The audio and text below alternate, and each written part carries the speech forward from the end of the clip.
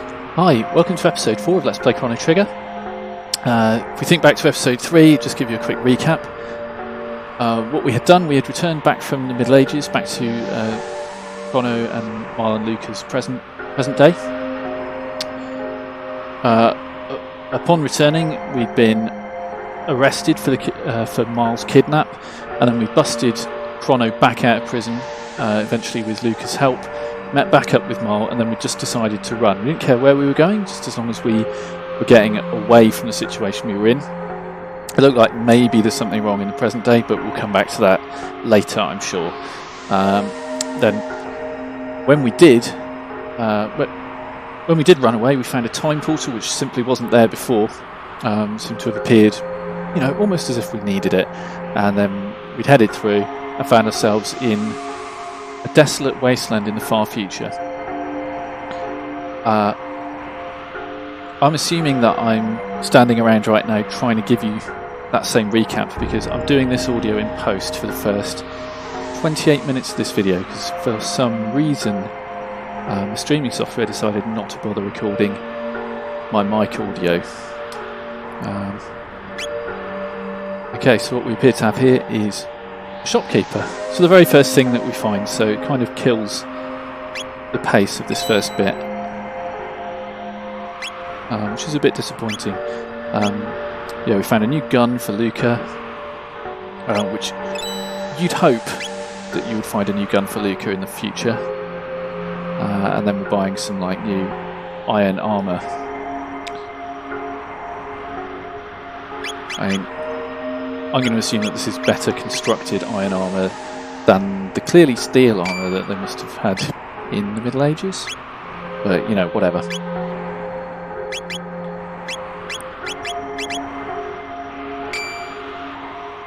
Yeah, so I'm just going to go through a little dance of selling equipment so that I can get money to buy equipment.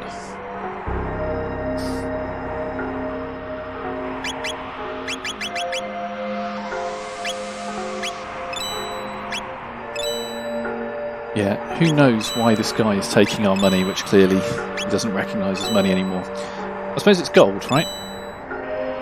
So gold retains its value, doesn't it? Because gold has an actual use, it's really good to make circuitry out of.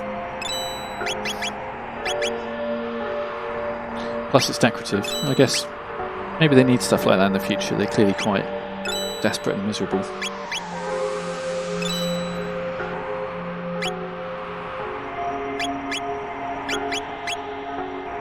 Yes, that was me selling a bunch of equipment that I've now replaced with new future equipment, so that I've got the money to buy the rest of the future equipment that I need.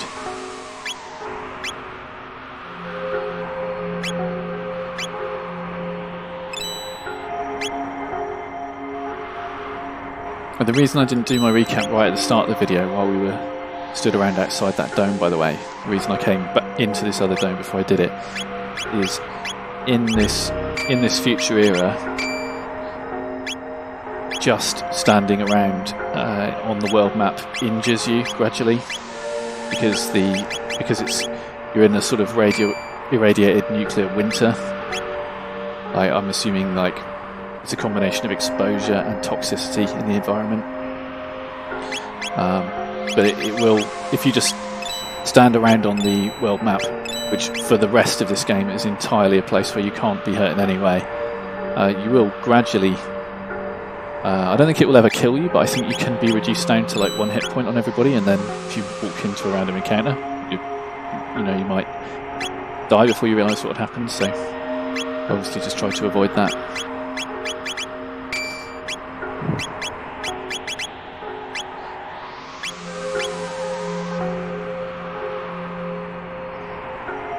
Yeah, so I'm making a bit of a meal of this changing up of equipment. It's really not that complicated in this game to get your people with the right equipment. Okay, done.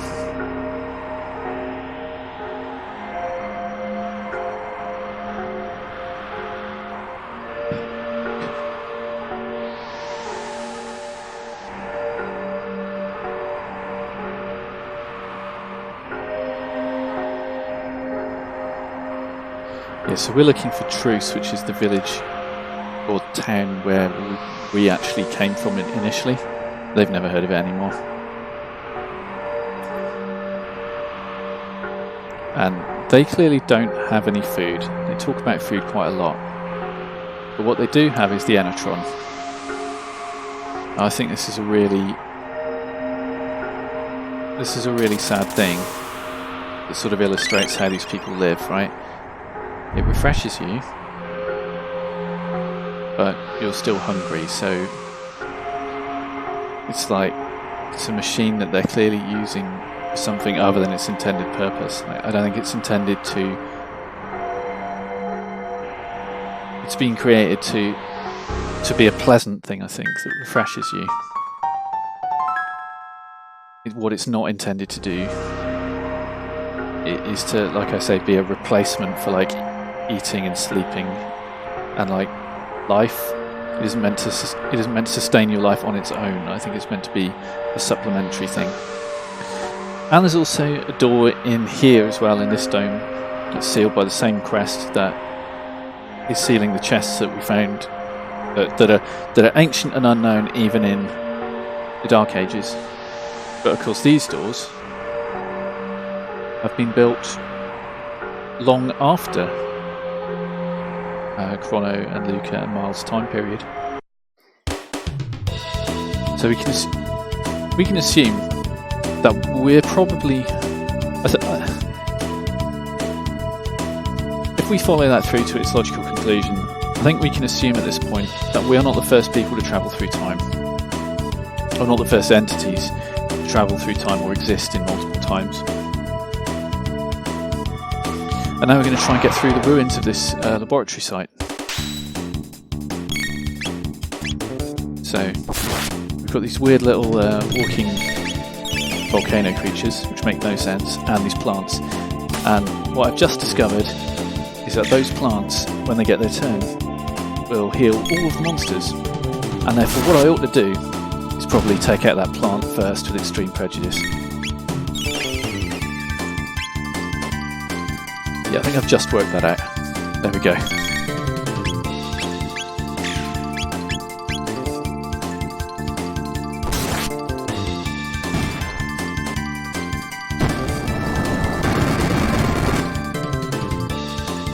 Yeah, looks worse than it is.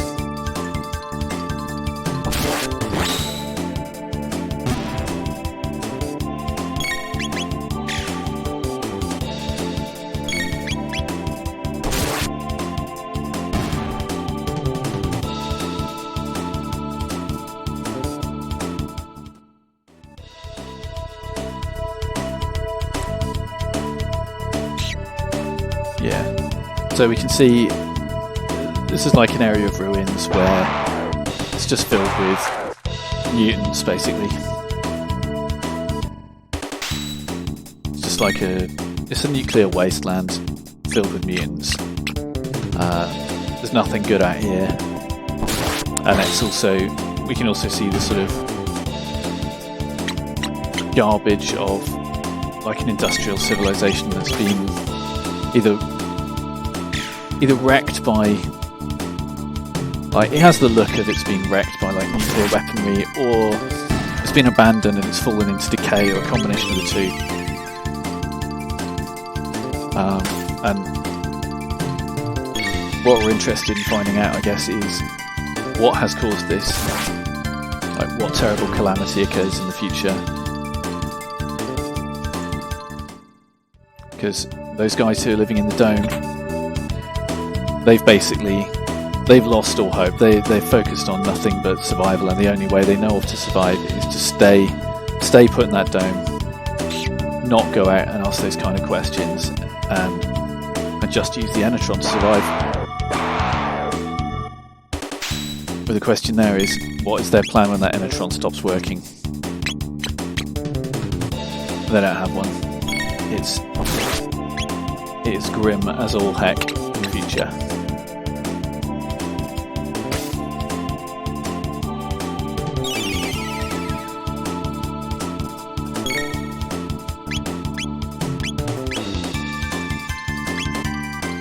Try Lucas tech, the Hypno Wave that we haven't tried before, and it doesn't work on any of these monsters, I think.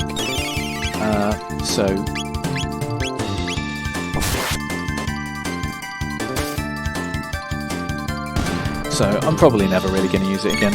I don't know, are they slowed or something? I don't think it's had any real effect. Pretty sure Hypno Wave we're just not going to bother with in future.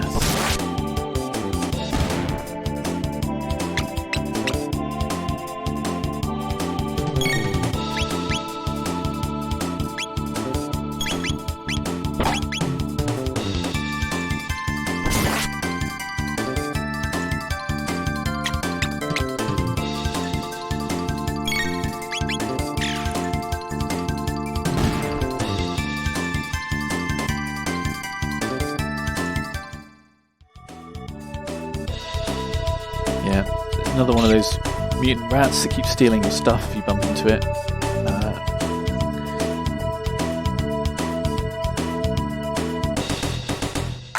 Yeah, so I'm just trying to head past here. I've gone around this other way for all those other monsters so that I can get whatever's in that chest. It's a new accessory, the Berserker, and I'm just giving some thought as to whether I'm going to equip that on Chrono or not.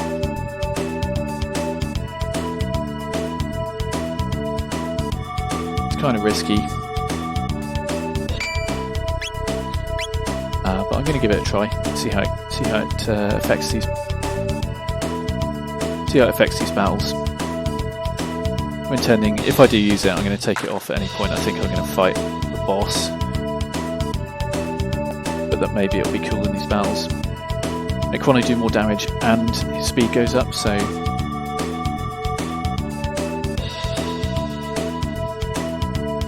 Maybe it was attack and defense, can't remember. Yeah, you can't get through there. New bow for Marl. I think this is the first time Marl's had her weapon upgraded. And she is like seriously lagging in terms of combat effectiveness.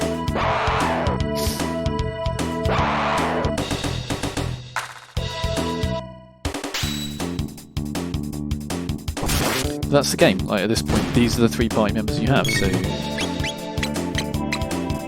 they're not all equally good at everything. It's just how it is. She's much more effective than she was now that she's got that.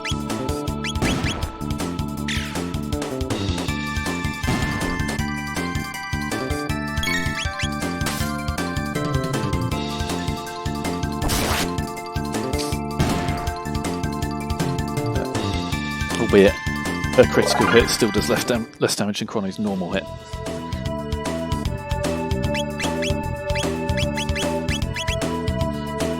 Yeah, what I've just discovered is the way to make these battles more fun is going to be to use the techniques. And if Chrono's berserk, he ain't using no techniques.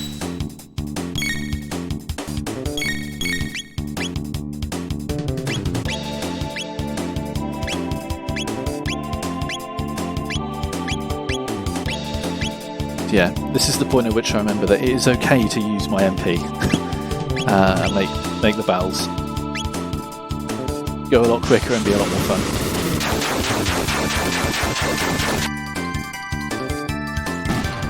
I was just desperate to catch all 5 of them and couldn't quite do it.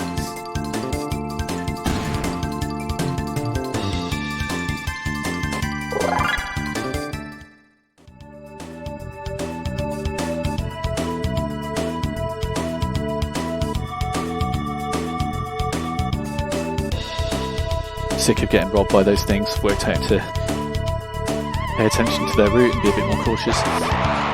Right, that's right. So we got told before, while we were in the dome, I think, that there were monsters in the ruins who could not be hurt by like weapons. And up until now, we haven't found that to be the case. But these dudes are like,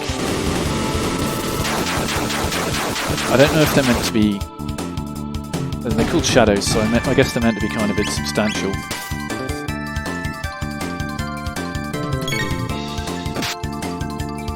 But I kind of feel like they look like toxic goo to me.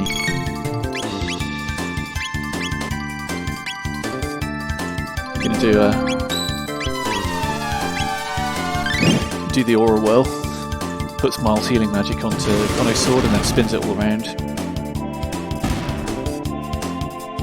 Miles' flame toss takes some X. They have hardly any hit points. It's just if you don't hit them with that, if you hit them with physical stuff, they don't really take any damage. In fact, I don't think they take any damage at all. You just miss. And Luca's flame toss and then the combo of that she does with Chrono, the fire whirl, are the only things that we have that can damage them at the moment. I don't think there's any other way of fighting them. And so far they've been forced battles anyway, so...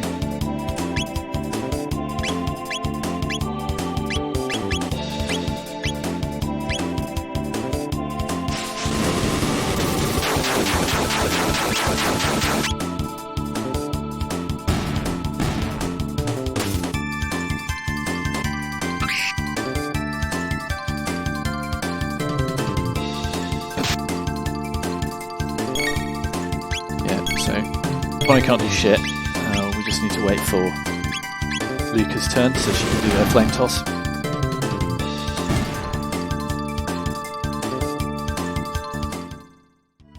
It's worth noting that we do not know any magic, like Luca can only toss flames because she is like carrying some kind of flamethrower that she's designed.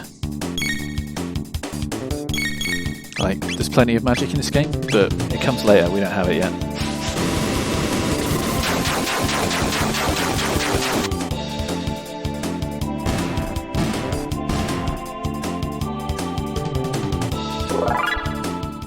Yeah, and like, we're like slowly working our way through our MP, but we're getting through these battles, it's going great.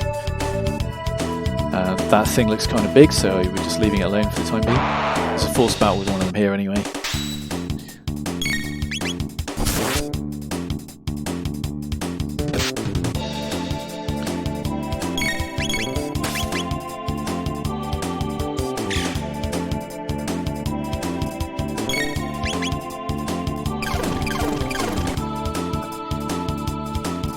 Yeah, and what we find is, like, it has a ton of hit points in comparison to anything else we've fought so far,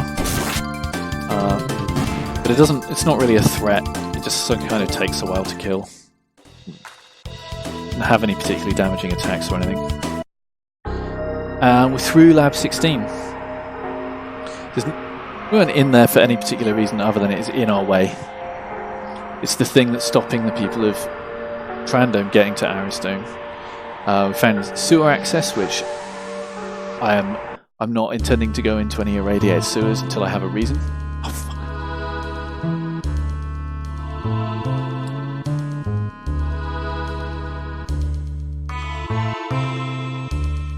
Yeah, my cat just wiggled my mouse and started opening menus.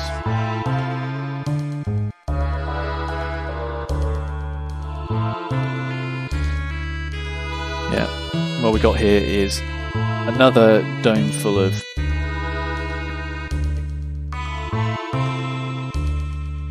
like multiple generations in survivors of this apocalypse, whatever it was, living in the ruins of civilization that they can't really remember. Yeah. This dome contains the info center.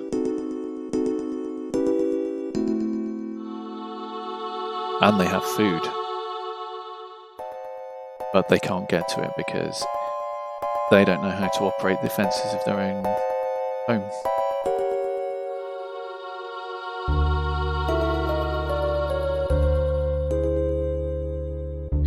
So they say in Protodome, oh shit, I don't think your husband is going to be doing so great.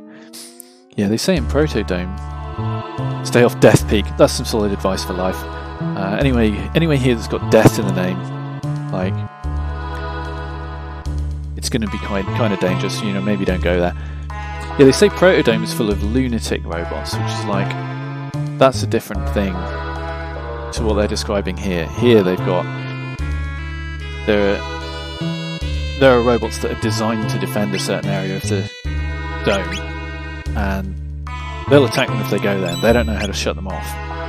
Because in Protodome they say there are lunatic robots, which sounds more like AI that's gone wrong. This here sounds more like AI that's doing its intended purpose, and we just don't know how to work it anymore.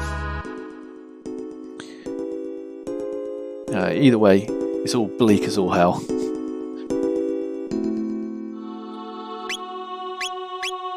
Yeah, so what we just learned there is the shopkeeper from the first dome that we went in came from here, made it through Lab 16, and then I guess decided, he probably only just made it and decided, you know, I can never go back.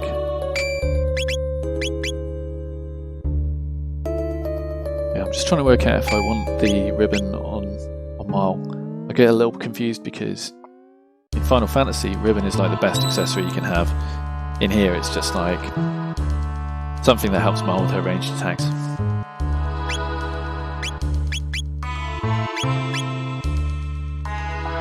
Yeah, just making sure that I've got, like,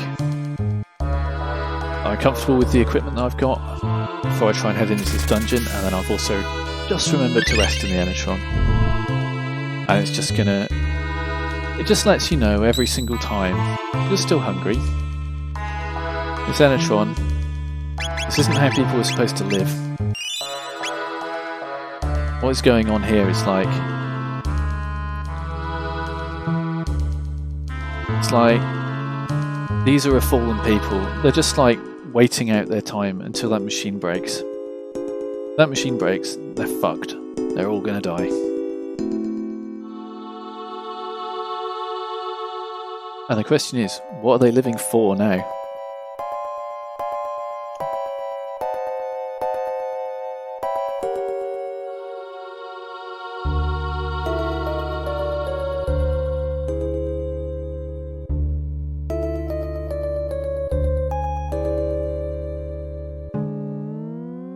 Luca she instinctively knows. This is kind of like, she's obviously thinking about computers. She built a robot, you know, a rudimentary one that sings and bites at the fair. She's obviously thinking about computers. She's just found one for real.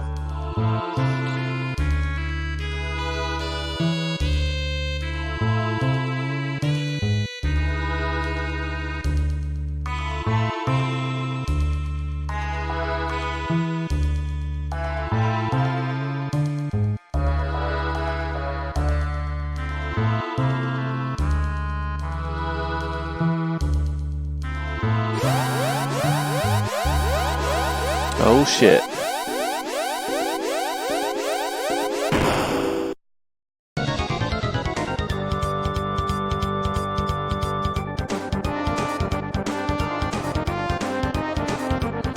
Yeah, so this is the defense system. And for sure, like in this kind of game, if you encounter a boss and it has like extra pieces that look smaller than the main piece, usually get those first. Because it having all of its pieces alive is usually its most dangerous state.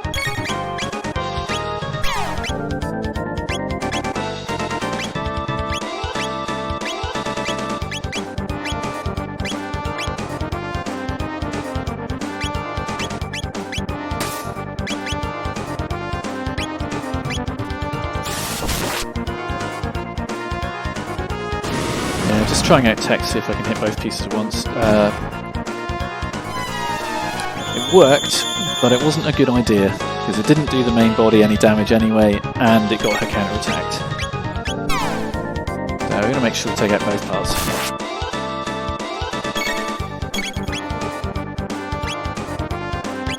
Looks like it doesn't take damage anyway until you do that. Marl doing a bit of healing with using her MP, using her aura ability, is better than using the tonics, restores more health. We're not using consumables, we're using MP, which you know, comes back whenever we rest.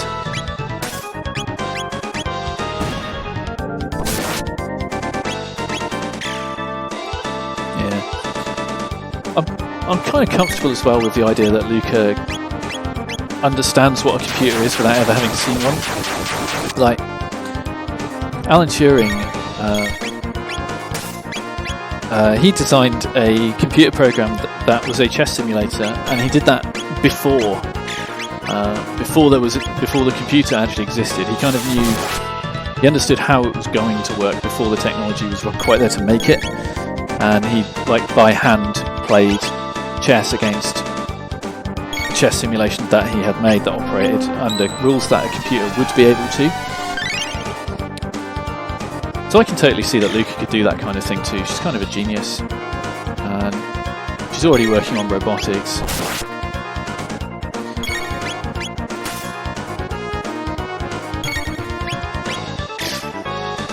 Yeah, we're just trying to pump damage into this thing, and we're very aware that it was doing this kind of countdown thing. Anything in these games that is like telling you something's going to happen in a few rounds' time, it's usually something really bad. In this case, what it actually does is revive the other two pieces of the monsters, like draw out the boss fight. And it totally caught me there because I was still trying to pump damage into the main body, and then the two bits got revived, and then I got triple counter-attacked. Which is kind of bad news. But if I'm honest, this boss fight isn't very challenging. It's pretty easy. I would say the dragon tank that we had to fight in the Middle Ages was a tougher fight than this. This is just a case of be sensible, keep people's MP up, and attack the parts of the boss in the right order.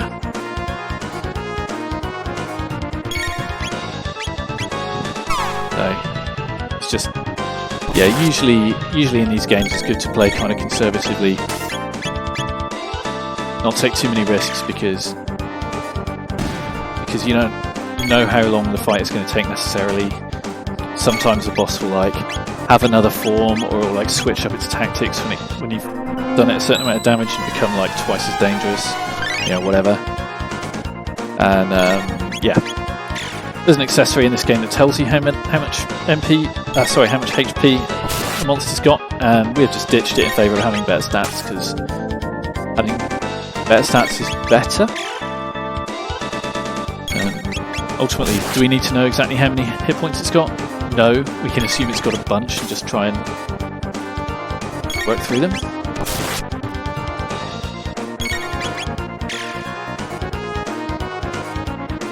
Breakdown. Sounded a bit like it was going to be some horrific attack, but no, it's just saying literally the robot has broken down, destroyed it. Whole bunch of XP, whole bunch of gold. Sweet. So that clears the way for us. Clears the way for us to get the food that the people up top wanted.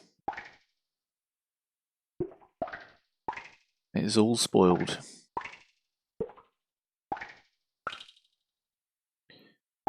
But I like that because if we gave them the food, they would run out of the food. Whereas what we get them is something better, I think. Something that gives them some hope for the future. The thing that they really need.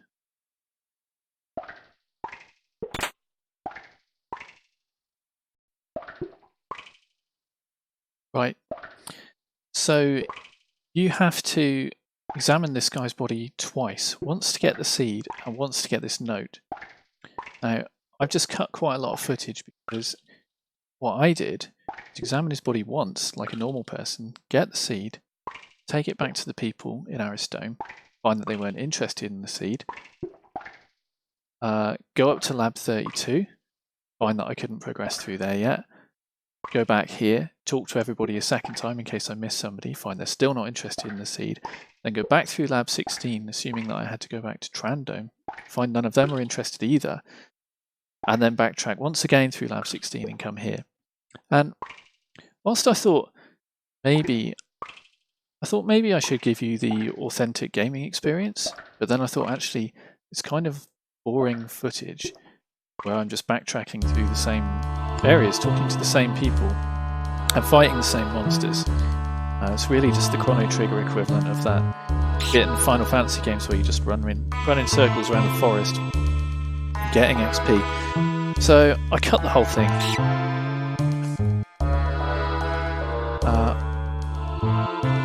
What it does mean, of course, is I'm over-leveled. Right, now I need to catch this guy. I think there's no real way to do it other than just hope he runs down a dead end. Got it. So it's talking. That's weird. Hold down the L and R buttons and then press the A button to access the secret passage. Ooh.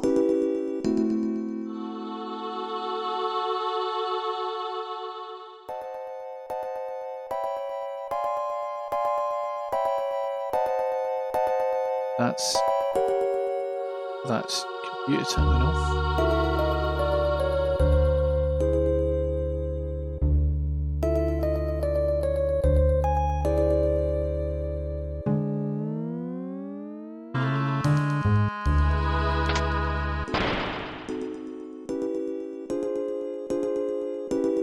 Okay, and the reason that I just had to cut a little bit of footage,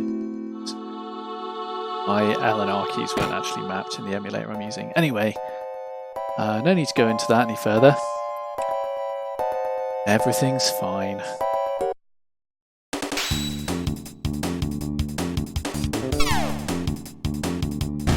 Ha!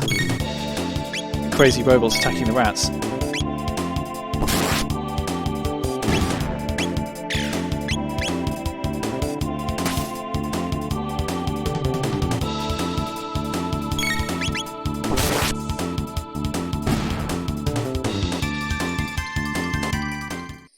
So one of the guys we were talking to mentioned that there were lunatic robots in, I think, Lab 32. But these robots don't seem like lunatics. These seem like they're just running on autopilot, like they're just supposed to prevent intruders getting in this place, and they're just running the program that they've been given. And there's no one around who knows how to make them do any different anymore. These aren't robots, though. These are giant mutant insects. So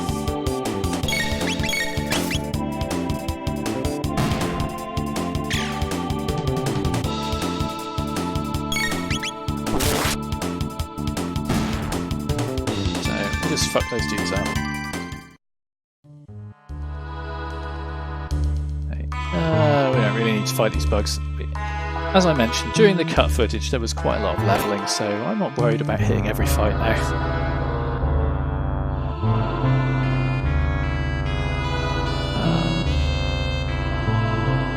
Yeah, more robot guards.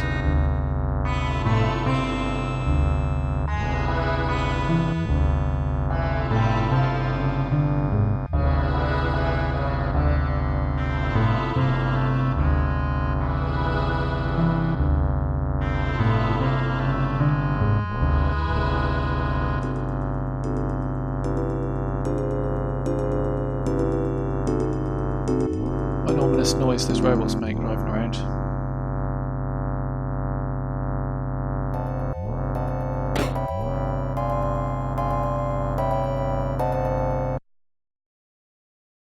Okay, this is where we're going to try and find out. Well, Luke is looking for a time gate out of here.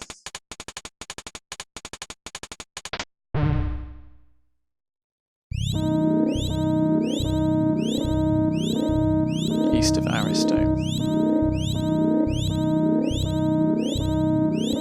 Okay, beyond Lab 32.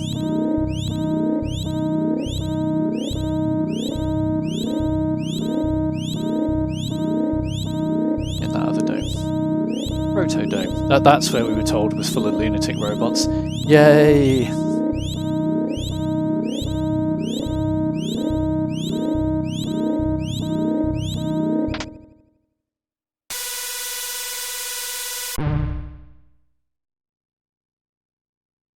Visual record of the day of Lavos. 1,000 years in the future from our time. Well, let's take a look, shall we? Huh, looks like everything was fine in 1999. And then...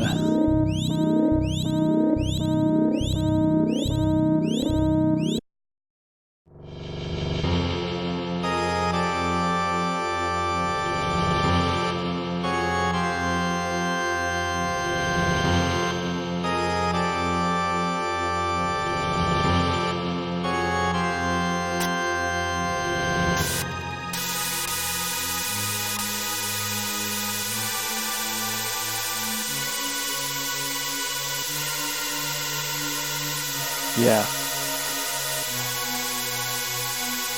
So a gigantic kind of demonic hedgehog thing came out of the ground. You know, it came out from below the Earth's crust. What it looked like. Sprayed fire everywhere. And then we lost visual, but presumably that's what wrecked all these domes, that's what killed everybody. And that firestorm and all that volcanic activity is presumably what's caused this kind of nuclear winter that we're in now.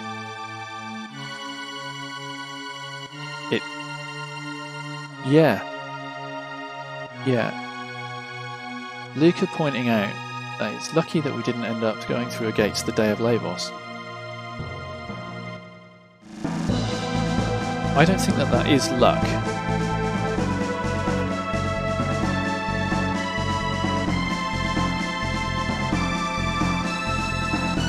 Right, I mean, that's it's a bit of a weird assumption that there'll be details on Lavos in our time period, but hey, there could be. We don't know.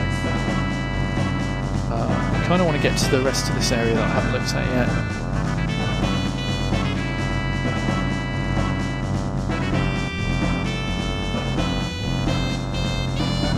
How do I get to that? There.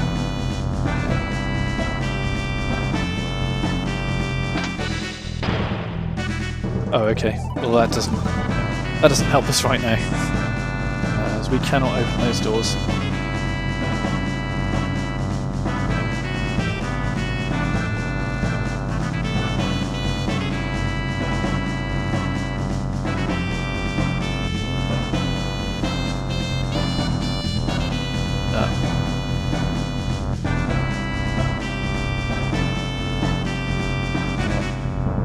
Any point to being up there? No, I don't think there is. Okay, cool. So we're done here.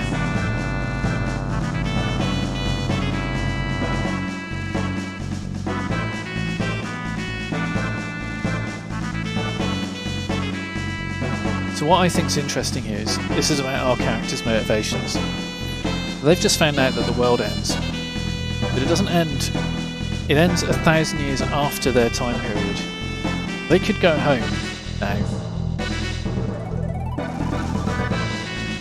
They could go home, back to their own time period, where, yeah, there is kind of a problem in our time period, as we saw, that led to our arrest and such. But it's kind of small beans. We dealt with in fairly short order, you'll see. Now, you know, at that point, they could decide to just live out the rest of their lives in relative peace and comfort. That isn't what we're doing. We've seen the desperation of the people in the future. And we've taken it upon ourselves to prevent that future from occurring now. And here we are, now we're delivering the seed back to this group.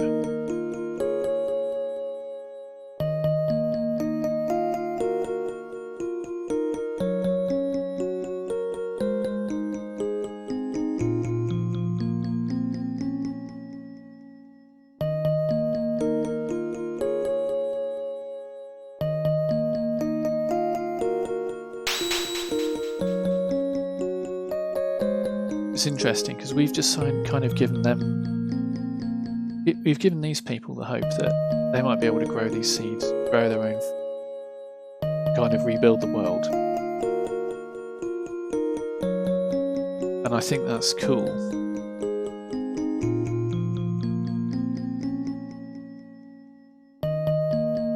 But we're going to try and do better than that. We're going to try and go back and make sure that this doesn't happen.